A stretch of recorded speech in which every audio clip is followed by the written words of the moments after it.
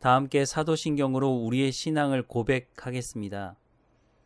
나는 전능하신 아버지 하나님, 천지의 창조주를 믿습니다.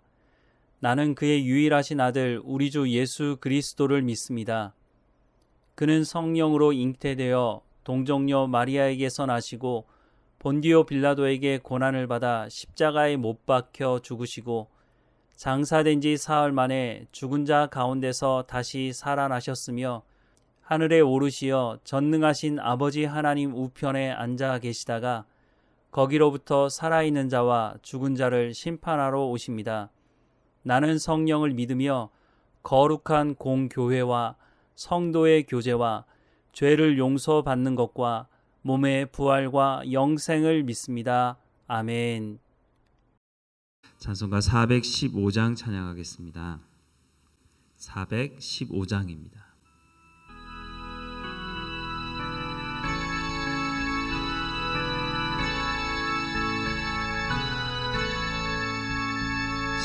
십자가 그늘 아래 나시기 원하네. 저 햇볕이 미 뜨겁고 또 짐이 무거워 이 광야 같은 세상에 늘 방황할 때에 주 십자가의 그늘에 내 쉴 곳 찾았네. 내 눈을 밝히 떠서 저 십자가 볼 때 날 위해 고난 당하신 주 예수 보인다. 그 형상 볼 때 내 맘에 큰 찔림 받아서 그 사랑 감당 못하여 눈물만 흘리네. 십자가 그늘에서 나 길이 살겠네. 나 사모하는 광채는 주 얼굴뿐이라. 이 세상 나를 버려도 나 두려움 없네. 내 한량없는 영광은 십자가뿐이라.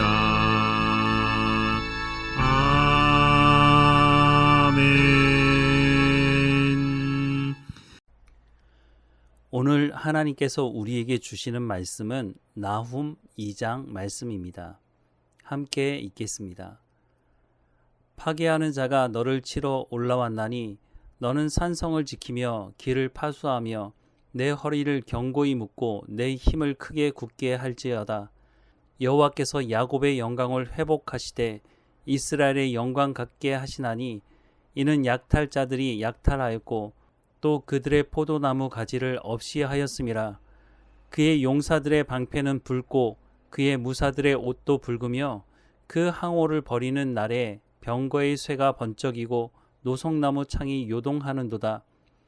그 병거는 미친 듯이 거리를 달리며 대로에서 이리저리 빨리 달리니 그 모양이 횃불 같고 빠르기가 번개 같도다.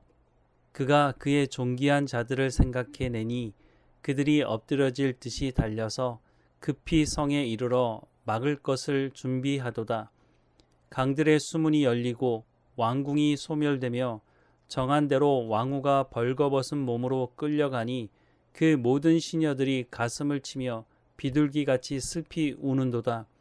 니누에는 예로부터 물이 모인 못 같더니 이제 모두 도망하니 서라 서라 하나 돌아보는 자가 없도다. 은을 노력하라 금을 노력하라. 그 저축한 것이 무한하고 아름다운 기구가 풍부함이니라. 니느웨가 공허하였고 황폐하였도다. 주민이 낙담하여 그 무릎이 서로 부딪히며 모든 허리가 아프게 되며 모든 낯이 빛을 잃도다. 이제 사자의 굴이 어디냐? 젊은 사자가 먹을 곳이 어디냐?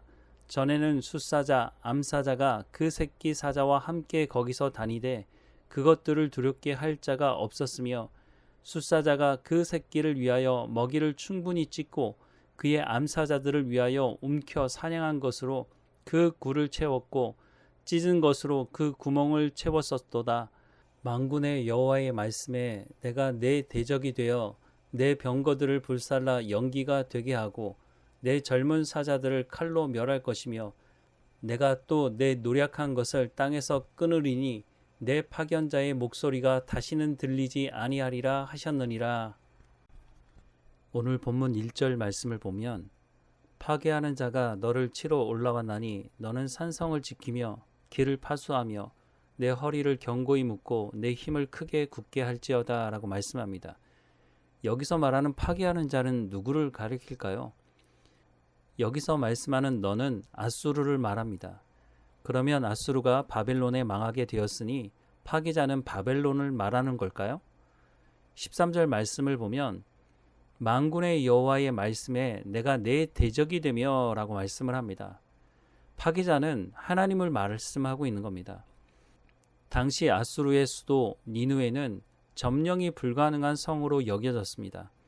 성도 어마어마하게 컸지만 그 강력한 나라가 망할 것이라고 누구도 생각하지 않았습니다. 아수르도 그렇게 생각을 했던 것 같습니다. 자신들이 역사의 주관자라고 생각을 한 것입니다. 그러니 하나님께서 말씀하는 이 경고의 말씀을 듣지 않는 겁니다.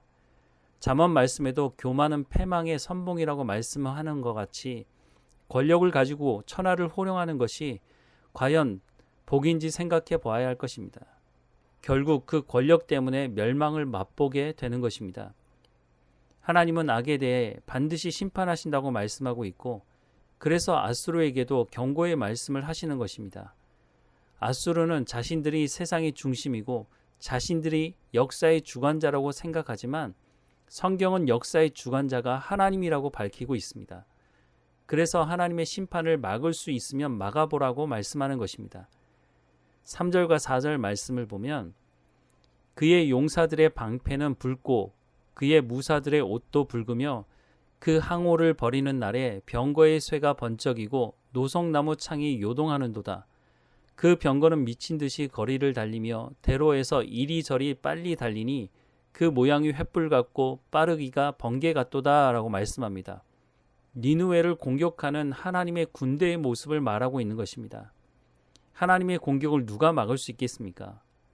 6절과 7절 말씀을 보면 강들의 수문이 열리고 왕궁이 소멸되며 정한 대로 왕후가 벌거벗은 몸으로 끌려가니 그 모든 시녀들이 가슴을 치며 비둘기같이 슬피 우는도다 라고 말씀을 하고 있습니다. 수문이 열리면 어떻게 되겠습니까? 물이 쏟아지죠. 하나님의 공격이 이와 같을 것이라고 말씀합니다. 도저히 막을 수가 없다는 것입니다. 그들의 교만은 사라지고 수치를 당하게 될 것이라고 말씀합니다. 망하기 전에는 자신들이 망할 것이라고 하는 생각을 갖지 않습니다. 그래서 자신의 죄를 돌아볼 줄도 모르고 끝까지 교만히 행하는 것입니다. 아무리 하나님께서 은혜를 주시고자 해도 은혜를 받을 수가 없다는 것입니다. 이런 상황이 예수님께서 재림하실 때도 비슷하게 있을 것을 말씀합니다. 그래서 그때가 다가오면 그리스도인들의 삶이 녹록하지 않을 것을 말씀하고 있습니다. 그러나 그것으로 끝나는 것이 아닙니다. 예수님께서 재림하시면 우리의 눈에 눈물을 씻겨주실 것이다 라고 말씀하십니다. 예수님께서 재림하시기 전에는 그리스도인들을 박해하는 사람들의 말이 맞다고 생각이 들 수도 있습니다. 그때 우리가 어떻게 그 고난을 인내하며 이겨낼 수 있을까요? 초대교회 성도들이 노마의 박해 속에서도 끝까지 믿음을 지킬 수 있었던 것은 하나님께서 말씀하신 약속의 말씀을 믿고 살았기 때문입니다. 오늘 본문 말씀과 같이 13절 말씀에 만군의 여호와의 말씀에 내가 내 대적이 되며 내 병거들을 불살라 연기가 되게 하고 내 젊은 사자들을 칼로 멸할 것이며 내가 또 내 노력한 것을 땅에서 끊으리니 내 파견자의 목소리가 다시는 들리지 아니하리라 하셨느니라 라고 말씀을 합니다. 누구에게 하시는 말씀입니까? 하나님께서 악을 행하는 앗수르에게 하시는 말씀입니다. 아직 하나님의 심판이 이루어지지 않았습니다. 앗수르는 여전히 강대한 힘을 자랑하고 남유다를 압박하고 있습니다. 이런 상태에서 나훔 선지자가 전하는 하나님의 말씀이 귀에 들어올까요? 앗수르를 의지해야 한다고 하는 말이 더 합리적인 말로 들릴 것입니다. 그러나 하나님은 말씀하신 것을 반드시 이루시는 분이십니다. 우리는 하나님의 말씀을 믿는 사람들이지 상황을 믿는 사람들이 아닙니다. 그래서 우리가 고난을 이겨낼 수 있는 것입니다. 세상에 많은 소리가 있습니다. 누구의 말에 귀를 기울이냐에 따라서 우리의 삶의 행동도 달라지게 됩니다. 성경은 예수님을 영접한 사람들이 새롭게 된 피조물이라고 말씀합니다. 이 말은 하나님의 말씀으로 새롭게 된 사람들을 말하는 것입니다. 하나님의 말씀을 가까이 하고 듣고 마음에 새김으로 이 시대를 분별해야 할 것입니다. 하나님은 역사의 주관자이십니다. 그 하나님께서 예수님을 이 땅에 보내셨고 우리를 구원하심으로 하나님의 자녀로 삼으셨습니다. 그러니 이 믿음을 가지고 하나님께서 말씀하시는 언약의 말씀을 온전히 믿고 살아가는 삶을 살아가야 할 것입니다.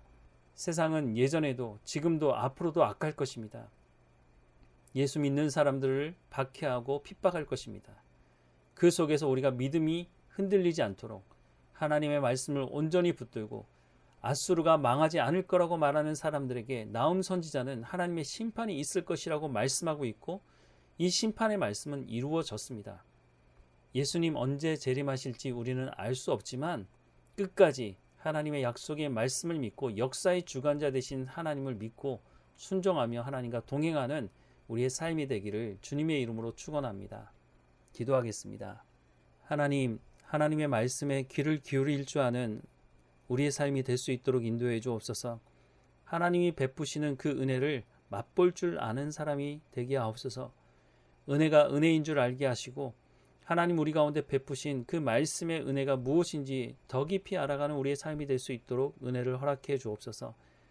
오늘 이 하루의 삶도 주님 주관하시고 우리의 발걸음을 인도하시고 가볍게 하시며 하나님의 말씀에 순종하는 삶을 살아갈 수 있도록 인도해 주옵소서.